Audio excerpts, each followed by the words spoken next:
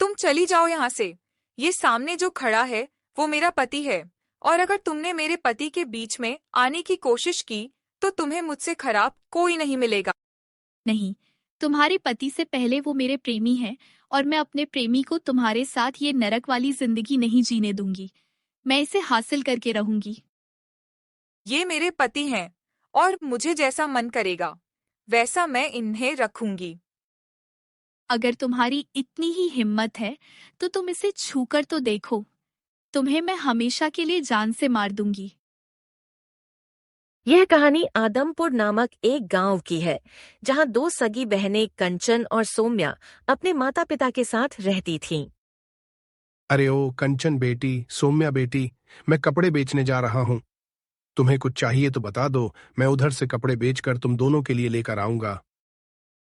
पिताजी, मेरे लिए बहुत अच्छा सूट लेकर आइए जो पास वाली बाजार में मिलता है। सुना है इस बार राजस्थानी सूट बहुत अच्छा आया है। हाँ बेटी, क्यों नहीं लेकर आऊंगा। और सौम्या बेटी, तुम्हें क्या चाहिए बताओ, तुम्हारे लिए भी लेकर आऊंगा। पिताजी, मुझे कुछ नहीं चाहिए, बस एक मोरपंख चाहिए। अरे बेटी, ये मोर पंख लेकर क्या करोगी? आखिर मोर पंख से क्या होता है? तू भी तो कोई अच्छा सा सूट या फ्रॉक ले ले, जैसे तुम्हारी दीदी बोल रही है। नहीं पिताजी, कुछ भी हो जाए, मुझे तो बस एक मोरपंख चाहिए। पिताजी, रहने दीजिए ना इसे। इसे क्या पता कि अच्छा दिखना क्या होता है। यह तो बस दिन भर घर में पड़ी रहती है। अच्छा ठीक है बेटी, लेकर आऊंगा। अब तुम दोनों बहस करना बंद करो। आरती, मैं चलता हूं। इन दोनों बहनों का ध्यान रखना, वरना ये दोनों फिर बिल्ली चूहे की तरह लड़ने लगेंगी। आप जाइए जी, इन लोगों का क्या है, हर वक्त आपस में लड़ती रहती है। इतना कहकर हरिनाथ चला जाता है और अपने सारे कपड़े गांव में घूम घूम कर बेचता है। शाम होते ही वह कंचन के लिए सूट और सौम्या के लिए मोर पंख ढूंढने लगता है। अरे मैं कई घंटे से मोर पंख ढूंढ रहा हूं, पर बाजार में भी मोर पंख नहीं है। एक काम करता हूं, जंगल में जाकर देखता हूं, शायद कोई मोर मिल जाए और कहीं मोर पंख मिल जाए। हरिनाथ जंगल में घूमता है, पर कहीं भी मोर पंख नहीं मिलता। दुखी होकर वह लौट आता है। पिताजी मेरे लिए नए कपड़े लेकर आए। ये देख बेटी, मैं तुम्हारे लिए ये सबसे अच्छा सूट लेकर आया हूं। इसे पहनोगी तो तुम सच में राजकुमारी लगोगी। पिताजी, आप मेरे लिए मोरपंख लेकर आए हैं? मैं सुबह से आपका इंतजार कर रही थी। माफ कर दे बेटी, मैं पूरे बाजार में ढूंढता रहा और मुझे कहीं मोर पंख नहीं मिला। ढूंढते ढूंढते मैं परेशान हो गया था। हे भगवान, ये मोरपंख मुझे मिला क्यों नहीं? लगता है मुझे अब कुछ दिन और इंतजार करना पड़ेगा। लेकिन कुछ भी हो जाए, मैं मोरपंख तो हासिल करके रहूंगी। अगली सुबह होती है। हरिनाथ फिर दोनों बहनों के पास जाता है। बताओ बताओ, तुम दोनों को क्या चाहिए? मैं तुम दोनों के लिए आज फिर बाजार से कुछ लेकर आऊंगा। पिताजी, मुझे चांदी की पायल चाहिए। मेरी दोस्त मनोरमा के पास बहुत बड़ी और सुंदर चांदी की पायल है। बिल्कुल वैसी ही मुझे पायल चाहिए। हाँ बेटी, क्यों नहीं। और सौम्या, तुम बताओ, मैं तुम्हारे लिए क्या लेकर आऊं? नहीं पिताजी, मुझे कुछ नहीं चाहिए, बस आप मेरे लिए एक मोरपंख ले आना। अरे बेटी, तुम तो मोर पंख के पीछे ही पड़ गई हो। अरे, तुम भी चांदी की पायल ले लो। नहीं पिताजी, मैंने जो कहा है बस मुझे वही चाहिए। मुझे मोरपंख के सिवा कुछ नहीं चाहिए। अच्छा ठीक है, आज कहीं से भी हो, जैसे भी हो, मैं तुम्हारे लिए मोर पंख लेकर ही आऊंगा। देखो जी, मेरी बेटी कई दिनों से मोर पंख की जिद कर रही है, तो आज आप उसे लेकर ही आना। आज जहां से भी हो, मैं बिना मोर पंख लिए वापस नहीं आऊंगा। हरिनाथ निकल पड़ता है और बाजार, जंगल सब जगह ढूंढता है, पर कहीं नहीं मिलता। वह निराश होकर पेड़ के नीचे बैठ जाता है। भगवान, आज भी सब जगह तलाश कर लिया, पर एक भी मोर पंख नहीं मिला। लगता है आज भी खाली हाथ जाना पड़ेगा। अरे अब क्या करूं, क्या करूं? तभी माधव आ जाता है। अरे हरिनाथ भाई, तुम्हारे तो सारे कपड़े भी बिक गए। हाँ माधव, मेरे सारे कपड़े तो बिक गए हैं, लेकिन मुझे जो तलाश है वो अभी तक नहीं मिली है। आखिर तुम्हें क्या तलाश है जो तुम्हें कहीं नहीं मिलती? क्या बताऊं, मेरी छोटी बेटी 2 से 3 दिनों से मोरपंख मांग रही है। मैं कल भी पूरा बाजार छान आया, पर कहीं मोरपंख नहीं मिला। आज भी मेरी पत्नी और मेरी बेटी दोनों ने कहा है कि बिना मोरपंख लिए घर वापस मत आना। अगर मैं आज बिना मोरपंख के गया तो मेरी बेटी बहुत उदास हो जाएगी और मैं उसका उदास चेहरा देख नहीं सकता हूं। अरे हरिनाथ, तुम्हें नहीं पता तुम कौन से गांव में रहते हो? हमारे गांव में 2 साल से एक भी मोर नहीं देखा गया है, और न ही पूरे जंगल में। तो तुम्हें मोरपंख कहां से मिलेगा? ये तुम क्या कह रहे हो? अब मैं मोरपंख कहां से लाऊंगा? एक रास्ता है। यहां से घने जंगलों में जाने के बाद तुम्हें एक लाल द्वार मिलेगा। उसके अंदर तुम्हें मोर मिलेंगे, लेकिन वहां जाना थोड़ा खतरनाक है। अगर तुम सही सलामत पहुंच गए तो तुम्हें मोरपंख जरूर मिल जाएगा। तुम्हारा बहुत बहुत धन्यवाद भाई। अब मैं लाल द्वार के पास जाकर वो मोरपंख लेकर ही आऊंगा। कई घंटे सफर करने के बाद हरिनाथ लाल द्वार पहुंचता है। अच्छा, तो इसी द्वार के अंदर वो मोर हैं। अब मुझे जल्दी से इस द्वार के अंदर चले जाना चाहिए। जैसे ही वह अंदर जाता है, वहां बहुत सारे मोर होते हैं। क्या हो गया है?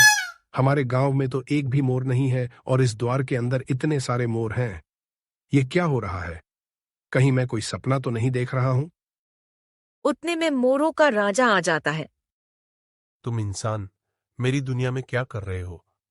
चले जाओ यहां से, चले जाओ, वरना तुम्हारा यह आखिरी दिन होगा। आप कौन हैं और इंसानों की तरह बातें क्यों कर रहे हो? मैं मोरों का राजा हूं। यह हमारी दुनिया है। यहां सिर्फ मोर ही रहते हैं। तुम यहां क्यों आए हो? चले जाओ यहां से। मेरी बेटी को मोर पंख चाहिए, वरना मेरी बेटी आज फिर उदास हो जाएगी। लेकिन यह कैसे हो रहा है? जंगल में तो एक भी मोर नहीं है और यहाँ इतने सारे मोर क्यों हैं? क्योंकि तुम इंसान हमें अपने फायदे के लिए इस्तेमाल करते हो, इसलिए हमने अपनी एक अलग दुनिया बना ली है, ताकि तुम जैसे लालची इंसानों से हम सब दूर रह सकें। हाँ, इंसान जरूर आप सबके साथ गलत कर रहा है, लेकिन उन सब की गलती की सजा मेरी बेटी को मत दीजिए। बस एक पंख दे दीजिए। क्या तुम अपनी बेटी की खुशी के लिए मेरी दुनिया के दरवाजे तक चले आए हो? लेकिन तुम्हें पता है, यहां पर तुम्हारी जान भी जा सकती है। तुम जैसे लोग हमारी जान लेते हो, वैसे हम भी तुम्हारी जान ले सकते हैं। कुछ भी हो जाए, पर मैं अपनी बेटी से बहुत प्यार करता हूं और उसकी खुशी के लिए मुझे जो करना पड़ेगा मैं कर दूंगा। सच में तुम दिल के बहुत नेक हो और अपनी बेटी के लिए अपने प्राण भी देने को तैयार हो। बाकी सब तो पैसों के लिए हमारे पंख लेते हैं। ठीक है, मैं तुम्हें एक पंख दूंगा, लेकिन तुम्हें वचन देना होगा कि आज के बाद तुम यहां के बारे में किसी को नहीं बताओगे। मैं आपको वचन देता हूं, मैं ये बात किसी को नहीं बताऊंगा। मोरों का राजा एक पंख देता है। हरिनाथ पंख लेकर बाहर आता है। इंसानों ने क्या क्या कर दिया, जो मोरों को भी एक अलग दुनिया बनानी पड़ी। अब जल्दी से यह मोर पंख लेकर घर जाता हूं, मेरी बेटी देखते ही कितनी खुश हो जाएगी। हरिनाथ मोर पंख लेकर घर की ओर चल पड़ता है। फिर जैसे ही हरिनाथ घर पहुंचता है, तभी कंचन भागती हुई आती है। पिताजी, आप मेरे लिए वह चांदी का पायल ले आए? हाँ देख बेटी, मैंने तुम्हारे लिए चांदी का पायल ले आया। इतने में सोम्या भाग कर आती है। पिताजी, आप मेरे लिए मोर पंख लाए? हाँ बेटी, आज मैं तुम्हारे लिए मोर पंख लेकर आया हूं। ये देखो, तुम्हारी पसंद का मोर पंख। सोम्या मोर पंख लेकर जल्दी से अपने कमरे में चली जाती है। मेरी बेटी यह मोर पंख लेकर कितनी खुश हो गई। अगर आज यह नहीं लाता तो पता नहीं इसके दिल पर क्या बीतती। सोम्या मोर पंख खिड़की में टांग देती है। मैंने कई वर्षों से अपने मन में जो सपना देखा था, आज वह सपना पूरा होने वाला है। जैसे ही चांद की रोशनी मोर पंख पर पड़ती है, रोशनी फैलती है और मोर पंख से एक सुंदर युवक प्रकट हो जाता है। अरे, तुम तो बहुत सुंदर हो। मुझे यकीन नहीं हो रहा। बरसों पहले एक बूढ़ी औरत ने मुझे बताया था कि मेरा शहजादा मोर पंख से ही जन्मेगा। इसीलिए मैं इंतजार कर रही थी। जब मैं 22 साल की हो जाऊंगी, और मैं 3-4 दिन पहले ही 22 की हुई हूँ, इसी वजह से मैं मोर पंख के लिए इतनी उतावली थी। पता नहीं मेरा होने वाला शहजादा कैसा होगा, लेकिन तुम्हें देखकर मैं बहुत खुश हूँ। और मुझे भी एक साधु महाराज ने कहा था कि अगर मेरा जन्म मोर के पंख से हो जाए तो मुझे जल्दी से उस लड़की से विवाह करना होगा। क्या तुम मुझसे विवाह करने के लिए तैयार हो? मैं बहुत खुश हूँ कि मेरा शहजादा इतना सुंदर है। मैं तुमसे विवाह करने के लिए तैयार हूँ। इतने में कंचन कमरे में आ जाती है और वह केशव को देख लेती है। अरे, तुम्हारे कमरे में एक लड़का। मैं अभी माँ और पिताजी को कहती हूँ। दीदी, आप गलत समझ रही हो। रुक जाओ दीदी, रुक जाओ। लेकिन कंचन भागकर हरिनाथ के पास जाती है। पिताजी, पिताजी, जाकर देखिए, सौम्या के कमरे में एक लड़का है। ये तुम क्या कह रही हो? ऐसा नहीं हो सकता। हमारी बेटी के कमरे में एक लड़का कैसे आ सकता है? अगर आपको मेरी बात पर यकीन नहीं है तो आप लोग खुद जाकर देख लीजिए। चलिए, हम अपनी आंखों से देखना चाहते हैं। हरिनाथ और आरती दोनों परेशान होकर सौम्या के कमरे में आ जाते हैं। सौम्या बेटी, ये तुमने क्या किया? तुमने एक लड़के को अपने कमरे में क्यों बुलाया है? पिताजी, मैं आपको सारा सच बताती हूँ। आप जैसा सोच रहे हैं वैसा कुछ नहीं है। रुक जाइए, आप मेरी बात सुनिए। आप जो समझ रहे हैं वह नहीं है। हम लोगों को गलत मत समझिए। मुझे तुम्हारी कोई बात नहीं सुननी। तुमने बहुत गलत किया है। मैं तुम्हें इतना लाड़ प्यार से पालता था, यह दिन देखने के लिए नहीं। हरिनाथ सौम्या को कमरे में बंद कर देता है और केशव को खींचकर बाहर ले जाता है। तुम्हारी हिम्मत कैसे हुई मेरी बेटी के कमरे में आने की? पिताजी इसके हाथ पैर तोड़ देते हैं ताकि ये आइंदा फिर सौम्या से मिल न सके। नहीं, आप गलत समझ रहे हैं। हम लोग बिल्कुल सही समझ रहे हैं। तुमने हमारी भोली भाली बेटी को बहकाया है। मुझे पता है मैं क्या समझ रहा हूं। अभी मैं तुम्हें बताता हूं। हरिनाथ केशव को बहुत मारता है और उसे अधमरा कर देता है। नहीं, तुम लोगों ने यह ठीक नहीं किया। तुमने मुझे पूरी तरह से घायल कर दिया है। अब मैं कभी नहीं आऊंगा। तुम्हारी बेटी स्वयं मुझे पुकारेगी, फिर भी मैं नहीं आने वाला हूं। अचानक तेज रोशनी होती है और केशव वहां से गायब हो जाता है। पिताजी, मुझे लगता है यह कोई बहुरूपिया था। छोड़िए, हटाइए। कम से कम इसे तो सबक मिल गया। अब हमारी बहन के कमरे में कभी नहीं आएगा। 2 दिन बीत जाते हैं। 2 दिन बाद आरती सौम्या को कमरे से बाहर निकालती है। आप लोगों ने क्या किया उसके साथ? बेटी, तुम्हारे पिताजी ने उसे बहुत मारा और मारते मारते उसे अधमरा कर दिया। तभी अचानक वह तेज रोशनी में गायब हो गया और कह रहा था कि तुम बुलाओगी, तब भी वह नहीं आएगा। नहीं नहीं, ऐसा नहीं हो सकता। मैं उसके बिना नहीं रह सकती माँ। मुझे उसके पास जाना है। सौम्या फूट फूट कर रोने लगती है और ऐसे ही 3 दिन बीत जाते हैं। सौम्या पागलों की तरह केशव को सब जगह ढूंढती है, पर केशव कहीं नहीं मिलता है। वह थक हार कर कमरे में बैठकर रोने लगती है। आरती, लगता है मैंने ठीक नहीं किया। मुझे उस लड़के को नहीं मारना चाहिए था। मेरी बेटी देखो कितनी पागल सी हो गई है। उसकी यादों में चल चल कर हम उससे बात करते हैं। हरिनाथ और आरती सौम्या के पास आते हैं। बेटी, मुझे माफ कर दो। मुझे पहले से नहीं पता था कि तुम उस लड़के से इतना प्रेम करती हो। आखिर वह कौन था और ये सब क्या है बेटी? पिताजी, वो कोई साधारण लड़का नहीं था। आपने जो मोर पंख दिया था, उसी मोर पंख पर जैसे ही चांद की रोशनी पड़ी, तभी वो धरती पर जन्म लिया था और वो मेरा शहजादा था। 4 साल पहले जैसे ही मैं जंगल से आ रही थी, तभी एक बूढ़ी औरत ने मुझसे कहा था कि मेरा शहजादा मोरपंख से जन्मेगा। इसीलिए मैं मोरपंख आपसे मांग रही थी। हाँ, मुझे भी याद आया। जब सौम्या पेट में थी उसी समय एक बूढ़ी औरत ने यही भविष्यवाणी की थी कि मेरी यह बेटी जिस शहजादे से विवाह करेगी वो मोर पंख से जन्मेगा। मैं तो भूल ही गई थी। वो अब कहीं नहीं मिलेगा।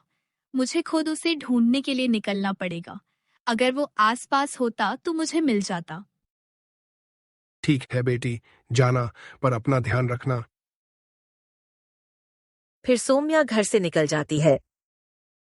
वहीं दूसरी तरफ केशव नदी के किनारे बैठा होता है। तभी अनुष्का नाम की लड़की उसके पास आती है। तुम कितनी सुंदर हो और दिखने में कितनी तेजस्वी हो। क्या तुम मुझसे विवाह करोगे?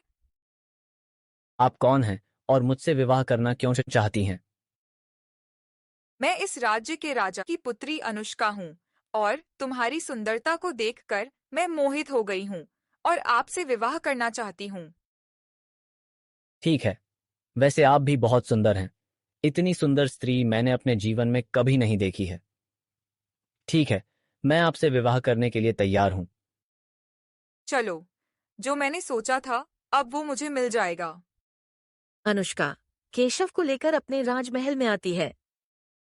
पुत्री, तुम किसे लेकर आई हो? पिताजी, ये केशव हैं और इसे मैंने नदी के पास देखा था। मैं इससे विवाह करना चाहती हूँ और अपना एक अच्छा जीवन बिताना चाहती हूँ। क्या तुम मेरी पुत्री से विवाह करना चाहते हो? हाँ महाराज, वैसे भी मेरे जीवन का कोई मकसद नहीं है। जिसने मुझे इस दुनिया में लाया है वही मुझे छोड़ गई है, इसलिए मैं यह विवाह करने के लिए तैयार हूँ। कुछ दिनों में केशव और अनुष्का की शादी धूमधाम से हो जाती है। फिर आधी रात होते ही अनुष्का उठ जाती है। अब मैंने जिस मकसद से इससे विवाह किया है वह मकसद पूरा होने में बस कुछ पल बचे हैं। मुझे अब यहाँ से जाना होगा। अनुष्का महल के पिछले वाले दरवाजे से निकलती है और एक गुफा में जाती है और गुफा में जाकर जोर जोर से हंसने लगती है। आपने जैसा कहा था बिल्कुल वैसा ही किया है। तभी पत्थरों के बीच से एक बूढ़ी औरत बाहर आती है। बेटी, तुमने वैसा ही किया जैसा मैंने कहा था। हाँ, आपने जैसा कहा था, एक सुंदर और मोर पंख से जन्मे हुए व्यक्ति से विवाह करने के लिए मैंने वैसा ही किया है। तब तू आने वाली अमावस्या की रात दूसरे पड़ाव में बलि देने से तुम्हारी शक्ति सर्वोच्च हो जाएगी और तुम्हारी जादुई ताकत इतनी बढ़ेगी कि तुम पूरे राज्य की सबसे शक्तिशाली महारानी बन जाओगी। मैं यही चाहती थी और इसके लिए मैं कुछ भी करने को तैयार हूँ। अब मुझे चलना चाहिए। ये लो, यह फल तुम किसी तरह अपने पति को खिला देना। वह इसे खाते ही निद्रा अवस्था में चला जाएगा और पूरे 24 घंटे सोता रहेगा। बस चांद की रोशनी में 1 घंटा जागेगा, तब उसके शरीर में जादू आसानी से काम करेगा। ठीक है, मैं ऐसा करने को तैयार हूँ।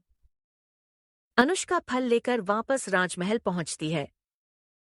कहाँ गई थी? कहीं नहीं, मैं तो बस बगीचे में टहलने गई थी। उसी वक्त मुझे यह ताजा फल मिला है। इसे तुम खा लो। तुम मुझसे कितना प्रेम करती हो? लाओ, मैं इसे खा लेता हूँ।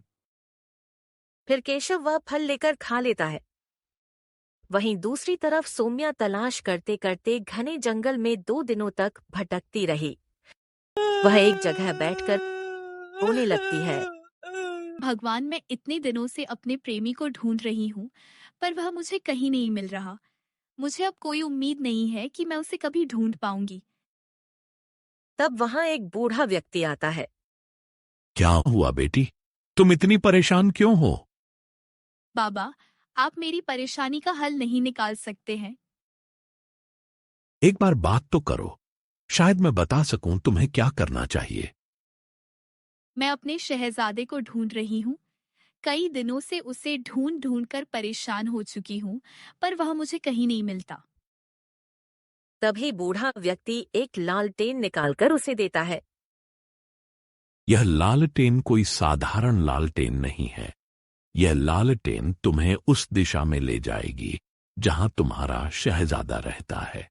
लेकिन क्या बाबा? तुम्हारे शहजादे ने एक अनुष्का नाम की राजकुमारी से शादी कर ली है और उसी के साथ रह रहा है। लेकिन वह शादी एक छल है, उसकी जान खतरे में है और आने वाली अमावस्या की दूसरी पहर को उसकी बलि देना चाहती है। नहीं, मैं ऐसा कभी नहीं होने दूंगी। मैं अपने शहजादे को सही सलामत बचाकर रहूंगी। अगर तुम राजमहल में जाकर बगावत करोगी तो वह तुम्हें भी रास्ते से हटा सकती है। तुम्हें अपना रूप बदलकर उसके महल में जाना होगा। उसे एक दासी की जरूरत है। फिर बूढ़ा व्यक्ति चला जाता है। कुछ भी हो जाए मैं अपने शहजादे को बचाकर रहूंगी। सोम्या आगे निकल जाती है और उस लालटेन के दिखाए रास्ते पर जाते जाते सोम्या राजमहल तक पहुंच जाती है। तभी एक सैनिक सोम्या को देख लेता है। तुम यहाँ क्या कर रही हो? यहाँ से चली जाओ। मैंने सुना है कि इस महल में दासी की जरूरत है, इसीलिए मैं आई हूँ। मुझे नहीं पता। तभी राजकुमारी अनुष्का वहां आ जाती है। मुझे एक दासी की जरूरत है। तुम आ जाओ और मेरे कक्ष के सारे काम करोगी। फिर अनुष्का सोम्या को अपने साथ ले जाने लगती है। तभी अनुष्का उसके हाथ में लालटेन देखकर मन ही मन सोचती है, अरे, इसके हाथ में यह लालटेन कैसी है? यह कोई साधारण लालटेन नहीं है। यह तो शायद उसी ज्योतिषी की है। दोनों जल्दी से एक कक्ष में पहुंचते हैं। यह पूरा कक्ष साफ सफाई कर दो। मैंने सुना है कि तुम्हारे पति बहुत ज्यादा सुंदर हैं, वो कहीं दिखाई नहीं दे रहे हैं। तुझे कैसे पता कि मेरा एक पति भी है? बाहर गांव वाले सभी कह रहे थे कि आपके पति बहुत ही सुंदर है और बहुत ही शक्तिशाली भी। इसीलिए मुझे भी उन्हें देखने का मन कर गया। अच्छा ठीक है, मैं तुम्हें अपने पति से मिलवा दूंगी। लेकिन उसके बदले तुम्हें मुझे एक चीज देनी होगी। भला आप एक राजकुमारी हैं और मैं एक साधारण सी दासी हूँ। मैं आपको क्या दे सकती हूँ? तुम्हारे हाथ में जो यह लालटेन है, वही लालटेन मुझे दे दो। फिर मैं तुम्हें अपने पति केशव से मिलने दूंगी और उसे देखने भी दूंगी। ठीक है, अगर यह लालटेन देने से मैं उन्हें देख सकती हूँ तो मैं ये लालटेन आपको देने के लिए तैयार हूँ। मेरे पति यहाँ से बगल वाले कक्ष में सोए हुए हैं, लेकिन तुम उन्हें जगाना मत, सिर्फ देखकर आ जाना। इतना कहकर सोम्या लालटेन अनुष्का को दे देती है और उस कक्ष से निकलकर बगल वाले कक्ष में चली जाती है। वहां केशव बिस्तर पर गहरी नींद में सोया हुआ था। तुम कितने आराम से यहाँ सो रहे हो। मुझे नहीं पता था कि तुम मुझे छोड़कर किसी और से शादी कर सकते हो। तुम उठ क्यों नहीं रहे हो केशव? केशव चुप रहता है। क्या हुआ? ये कुछ बोल क्यों नहीं रहा? लगता है गहरी नींद में है। ऐसे ही धीरे धीरे कई दिन बीत जाते हैं। सोम्या चोरी छिपे रोज केशव को देखने आती है, लेकिन वह कभी उससे बात नहीं करता। एक रात सोम्या फिर छिपकर केशव के पास जाती है। मैं तुम्हारे लिए इतने दिनों से महल में दासी का काम कर रही हूँ, लेकिन तुमने आज तक मुझसे ढंग से बात भी नहीं की। अब मुझे तुम्हारा इंतजार नहीं करना है। इतना कहते ही अचानक चांदनी सीधे केशव के चेहरे पर पड़ती है और उसकी आंखें खुल जाती हैं। मैं कहाँ हूँ? केशव, तुम मुझे छोड़कर क्यों चले गए थे? तुम्हें पता है मैं तुमसे कितना प्रेम करती हूँ। मुझे कुछ याद नहीं है। मैं नदी के किनारे बैठा था। फिर शायद अनुष्का नाम की एक राजकुमारी मुझे अपने महल ले आई। उसके बाद उसने मेरे साथ क्या किया, मुझे कुछ भी याद नहीं। सोम्या रोते हुए कहती है, तुम्हारा विवाह राजकुमारी अनुष्का से हो चुका है और 2 महीने हो गए हैं। मैं 1 हफ्ते से इस महल में दासी बनकर रह रही हूँ और रोज तुम्हें देखती थी, लेकिन तुम कभी होश में नहीं आते थे। उसने मुझ पर काला जादू किया था, इसी वजह से मैं उठ नहीं पा रहा था। मुझे यह बात महाराज को बतानी होगी। दोनों राजमहल की ओर चल पड़ते हैं। उसी समय अनुष्का वहां आ जाती है। तुम मेरे पति के साथ क्या कर रही हो? चली जाओ यहाँ से। ये तुम्हारा पति नहीं, मेरा प्रेमी है। तभी महाराज आ जाते हैं। तुम लोग झगड़ क्यों रहे हो? महाराज, मैं राजकुमारी अनुष्का से प्रेम नहीं करता और न ही मैंने उससे विवाह किया है। इन्हें मुझ पर काला जादू करके यह सब किया है। महाराज गुस्से में पूछते हैं। सच सच बताओ अनुष्का, क्या तुमने काला जादू किया था? पहले अनुष्का मना करती है, फिर हंसते हुए कहती है, हाँ, अगर आने वाली अमावस्या की रात दूसरे पहर में इसकी बलि दे दी जाती तो मैं सर्वशक्तिशाली बन जाती और पूरे राज्य की महारानी होती। सैनिकों, महाराज गरजते हैं। इसे कालकोठरी में बंद कर दो। अनुष्का चीखती रहती है, लेकिन सैनिक उसे पकड़कर कालकोठरी में डाल देते हैं। केशव कहता है, महाराज, मैं अपनी प्रेमिका सौम्या से विवाह करना चाहता हूँ। ठीक है, मैं तुम दोनों का विवाह धूमधाम से राजमहल में कराऊंगा। कुछ दिनों बाद सौम्या और केशव का भव्य विवाह होता है और दोनों खुशी खुशी अपना जीवन बिताने लगते हैं।